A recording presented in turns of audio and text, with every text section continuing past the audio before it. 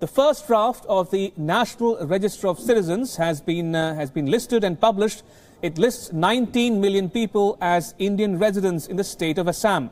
The exercise is being conducted to distinguish between natives and those who crossed over into India during and after the 1971 Liberation War. Now, the NRC is being updated in Assam for the first time after 1951. After a long wait, the government has started the process of identifying Indian citizens from those who entered India from Bangladesh illegally. Despite being an important issue, successive governments avoided taking up the matter as they weighed its electoral fallout. In 2015, after the BJP came to power in Assam, NRC got a fresh push. NRC का draft वो part draft rule होंगे और इसमें करीबन 2 करोड़ का नाम इसमें प्रकाशित होंगे और अगर इसमें किसी का नाम नहीं भी रहा उसको चिंता करने का कोई जरूरत नहीं है। सरकार हर जो भी बोनाफाइड इंडियन सिटीजन है उनके पक्ष में सरकार हमेशा है और रहेगा। 19 million of Assam's 32.9 million people have been identified as Indian residents.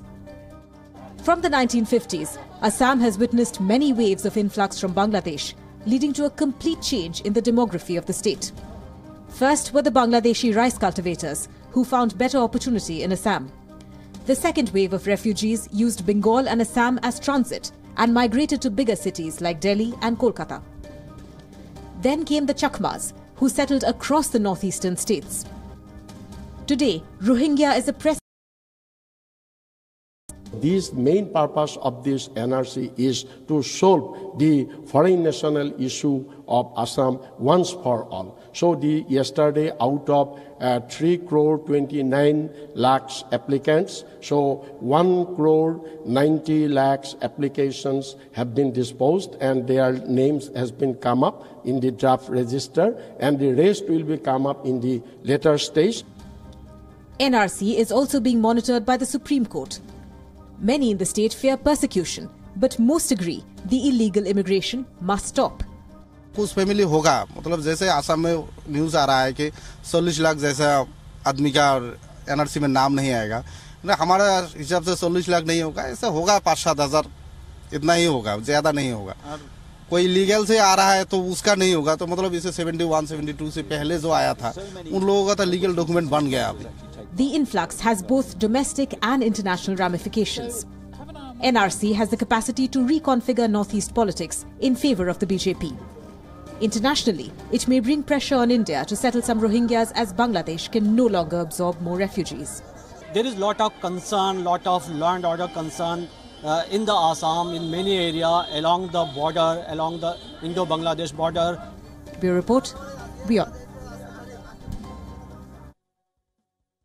All right, I'm told I'm now joined by Kishalay Bhattacharjee, Senior Fellow at the IDSA in India. Kishalay, if you can hear me, first of all, I want to begin by asking you, would you welcome this development of the NRC in Assam? Well, any form of identification of citizens is a welcome move, but in Assam, we know that the entire political, landscape, soundscape for the last 30-35 years has been, on the illegal Bangladeshi migration with the cutoff date as 1971. However, on the ground, even after you identify, if this list were to identify people who are not of Indian origin and who have come in after 1971, what do you do with them? Because the deportation on ground is not a practical, even a remote possibility. I mean, it has been tried earlier. Hold on, Kishalay, why do you say that? Why do you say deportation is not practical or feasible under the circumstances? Why do you say that?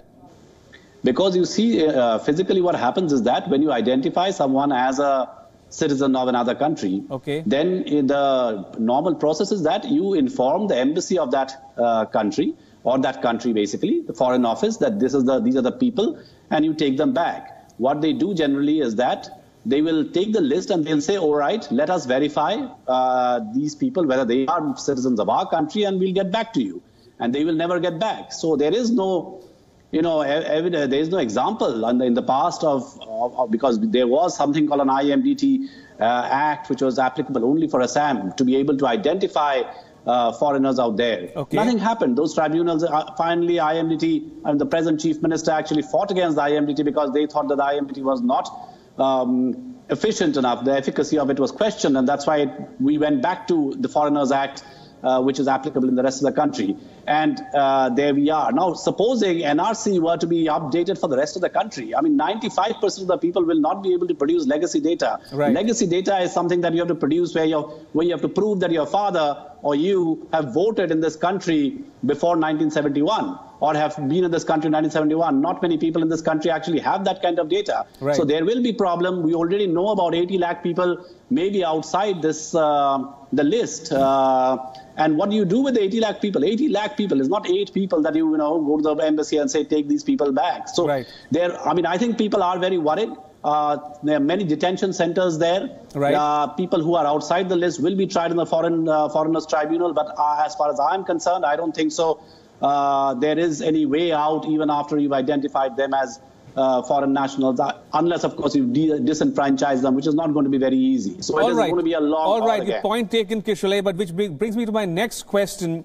You mentioned about the politics surrounding immigrants in Assam for many decades on end now.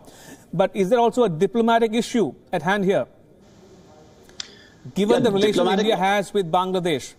Yes, the relation that India has with Bangladesh now, particularly post-2009, when several militant leaders who were actually housed out there were handed over by the Bangladesh government to India, or at least they were facilitated the Indian government to take them back. Right. We have good relations now with Bangladesh, and I don't think so. India is going to do anything to really upset that situation right now on the border. Also, like I said, this is impractical. There's a diplomatic problem. It is not a feasible solution to send back these people.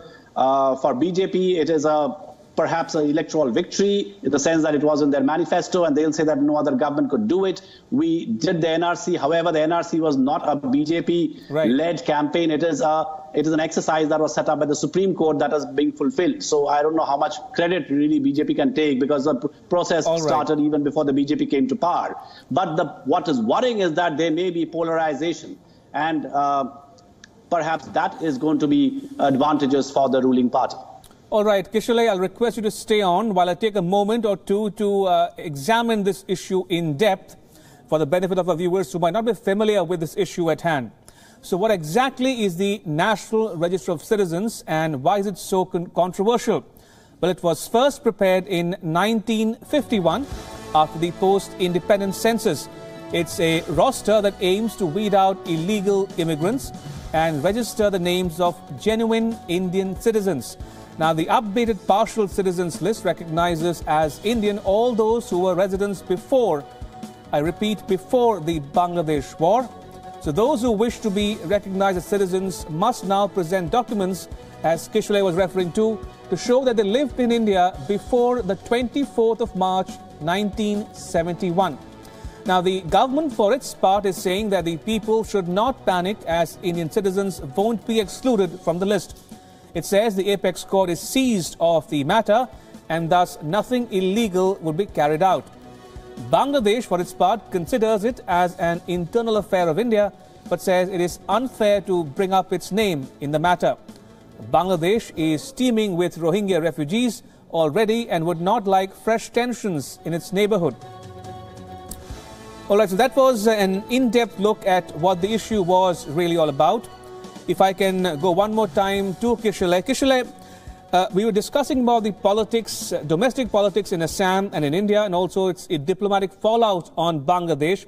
But what might be the implications of this going forward on all illegals in India? Do you fear that this might lead to a cascading, a domino effect, leading to the detection, deportation of all illegals from India? I have my doubts. There'll be worries. Yes, what has happened in Assam? In fact, it has been very underreported, but over the last 2 years, several detention centers had come up. There were families in which, half the family members were acknowledged as having the data. The other half will not have the data, or the data did not work for them. They have been told that they have to move to the detention center. How long are you going to keep them in detention centers? There's no clarity in this. And given the 30, 35 years of history in Assam over this particular issue, and you know, not a single person has ever been deported. So, I mean, several elections have been fought on this. Several riots have happened. There has been sufficient amount of violence within us, but, you know, there is no way that you can actually push them back. So there is the only way out, which once I think Mr. Lal Krishna Advani had suggested, was that of giving work permits, of identifying these people and providing them work permits. But I don't think so. That's something that has been accepted by the government. So we don't know. We have to wait and see. What's even more worrying is that even genuine Indian citizens are going to be out of this list, because everyone will not be able to provide this kind of data. What do you do with them? Do you disenfranchise them? Do you, keep them out of your benefits of social welfare? I'm not very sure, but people in Assam are worried. The information that I can share with you is that even the central government, at least 15 days back, when I spoke to them, they were apprehending violence. We know that the army is on standby. We know that there is a 34% Muslim population in Assam. 9 districts of the 27 districts in Assam have a Muslim majority. But out here, we are not just talking about Muslims. Let's try and understand this. Even Hindus or Christians or any other religious or whoever a person they belong to any religion may find themselves outside this list. And then what do you do with them? But Kishalay, let's for a moment look at the positive side of this entire issue. Wouldn't it, to your estimation, also help remove the stigma of those people who have been so far considered as outsiders? Once your name appears on the list, you are not seen anymore as outsiders. So that stigma will go once and for all.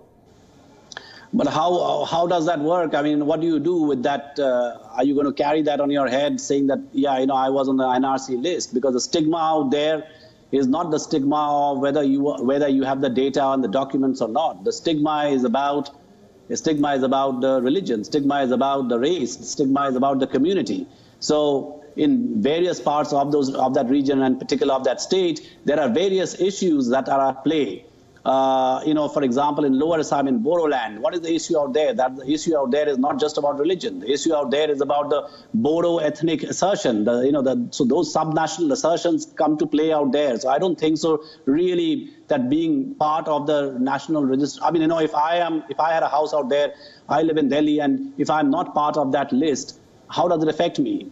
Or does it affect me? I'm not very sure really. So, I mean, Supreme Court in its wisdom must have followed it up with thinking that it would cleanse. I mean, that is the word that some citizens use today, that is going to cleanse Assam of foreigners. But that is absolutely not possible. So, I mean, we are talking about a situation where there is no positive side to it, because like 80 lakh people are still, or 75, whatever the number is, their names are not there. The rest of them are being verified.